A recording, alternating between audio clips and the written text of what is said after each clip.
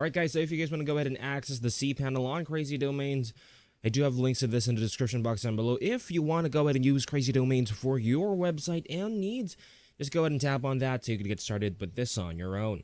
Okay guys, so what we need to go ahead and do first is to go on over to crazydomains.com and then log on to your preferred account. And once you're already on your preferred account, I want you to go to the hosting section. And from your dashboard, just click on the hosting section and then select the hosting plan connected to your preferred domain. Once you're there, tap on Manage. Now, the next step is to launch the cPanel. How do you do that? Well, you'll now be taken to the hosting manager once you've tapped on Manage, which is basically Crazy Domains' version of the cPanel. From here, you could go ahead and manage your emails, upload your files, access databases, install apps like WordPress, and set up domains and subdomains as well. Essentially, that's all for this video. That's how you guys could access the cPanel. Thank you guys for watching. Please like and subscribe. Take care, and I'll see you guys next time.